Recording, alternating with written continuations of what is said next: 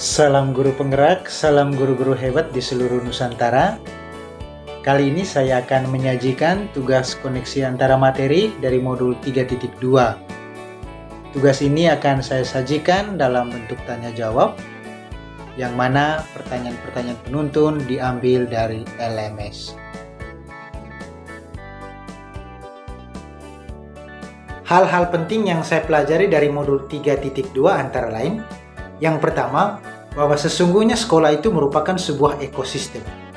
Dalam sebuah ekosistem, hubungan yang dibangun adalah hubungan saling membutuhkan, saling bekerja sama, saling ketergantungan, saling melengkapi, dan juga saling menyempurnakan. Itu berarti manajemen kerja yang bagus dalam sebuah lembaga adalah manajemen yang dibangun di atas prinsip saling menyempurnakan, saling mendukung, atau melengkapi. Poin yang kedua, bahwa sesungguhnya manajemen ekosistem sekolah yang baik harus dibangun di atas prinsip aset. Itu berarti kita harus berkarya melakukan sebuah inovasi atau perubahan berbasiskan hal-hal baik yang sudah ada dalam diri kita. Kita tidak boleh bekerja berbasis apa yang kurang atau apa yang tidak ada pada diri kita. Memanfaatkan keunggulan-keunggulan yang dimiliki merupakan suatu cara yang sangat positif yang memungkinkan kita untuk maju.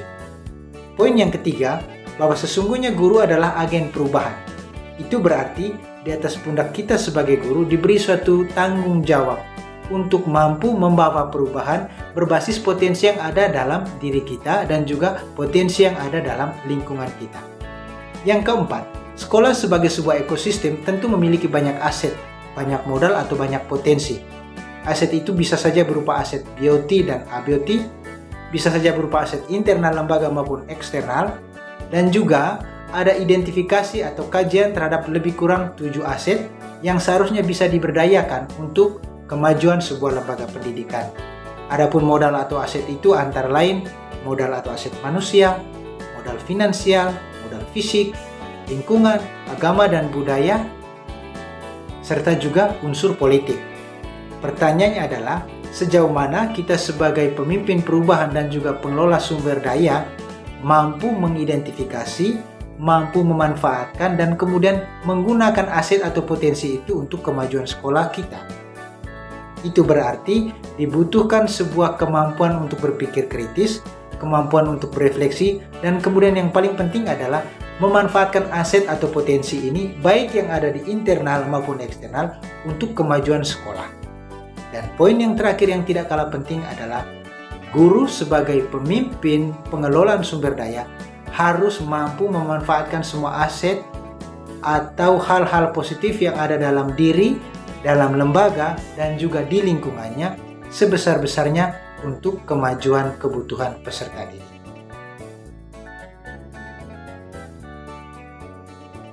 Keterkaitan atau hubungan antara pengelolaan sumber daya atau aset sekolah dengan peningkatan kualitas proses belajar mengajar. Menurut saya, kemampuan untuk memetakan aset belumlah cukup. Hal yang jauh lebih penting adalah bagaimana kita memaksimalkan penggunaan aset-aset tersebut untuk mendukung peningkatan kualitas belajar.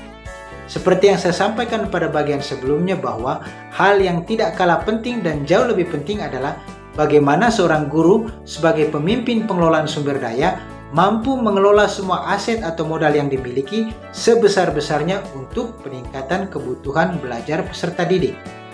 Saya ambil contoh berkaitan dengan pemanfaatan aset atau modal dalam bidang keuangan atau finansial. Politik penganggaran yang bagus tentu harus dirasakan secara langsung manfaatnya oleh peserta didik. Terutama berkaitan dengan peningkatan kualitas belajar, saya bisa katakan bahwa bagaimana kita memanfaatkan keuangan sekolah untuk pembelanjaan yang mendukung kegiatan proses belajar mengajar. Pembelanjaan LCD misalnya, whiteboard, spidol, penyediaan jaringan internet, ataupun kebutuhan proses belajar mengajar lainnya yang dibutuhkan oleh guru dan siswa itu menjadi skala prioritas. Dengan demikian, bolehlah dikatakan kita sudah memanfaatkan aset keuangan yang dimiliki lembaga untuk peningkatan kualitas belajar. Materi ini mempunyai koneksi atau hubungannya dengan materi lain dalam modul-modul sebelumnya. Misalnya, bagaimana kita mengaitkan kemampuan untuk mengelola sumber daya yang ada di sekolah dengan inquiry apresiatif atau bahja perubahan yang sudah kita pelajari sebelumnya. Menurut saya, hubungannya adalah bagaimana seorang guru harus mampu memetakan aset atau potensi yang ada, entah itu aset atau potensi diri maupun juga aset atau potensi lembaga, untuk dimaksimalkan sebesar-besarnya bagi perubahan ke hal-hal yang positif di lembaga pendidikan. Yang kedua, materi ini juga mempunyai keterkaitan dengan tema tentang peran dan nilai-nilai guru penggerak. Kita paham bahwa guru penggerak adalah seseorang yang diharapkan mampu membawa sebuah perubahan dan menggerakkan komunitas sekolah. Itu berarti keterkaitan antara peran dan visi guru penggerak dengan kemampuan untuk memetakan aset dan potensi sekolah harus bersinergi dengan baik, sehingga aset dan potensi itu bisa dimaksimalkan sebesar-besarnya untuk membawa perubahan bagi komunitas atau ekosistem sekolah itu sendiri. Yang ketiga, materi tentang pengelolaan sumber daya juga punya keterkaitan dengan filosofi atau prinsip pembelajaran yang berpihak pada murid. Sebagaimana yang sudah saya singgung tadi, bahwa pemetaan aset atau juga pemanfaatan aset dan sumber daya sekolah semaksimalnya atau sebesar-besarnya harus dirasakan manfaatnya oleh peserta didik. Itu berarti filosofi pendidikan yang berpihak pada murid sedapat mungkin juga disupport atau dikonkretkan lewat politik pemanfaatan atau penggunaan aset dan modal yang ada di lembaga untuk kebutuhan peserta didik sendiri. Yang pertama, saya harus mampu mengidentifikasi secara lebih maksimal dan mendalam aset atau modal atau potensi yang ada di sekolah saya, baik aset dalam aspek manusia, fisik, lingkungan, finansial, politik, agama dan budaya maupun lingkungan. Dan poin yang kedua yang saya lakukan adalah bersama dengan rekan-rekan guru bahkan peserta didik untuk coba merancang kegiatan-kegiatan praktis sebagai tindak lanjut dari pemanfaatan aset-aset tersebut. Tentu, perencanaan dan pemanfaatannya tidak semudah seperti yang kita pikirkan, tapi maksimal dari sekian banyak aset yang ada, harus ada dampak yang dirasakan secara langsung oleh anak-anak.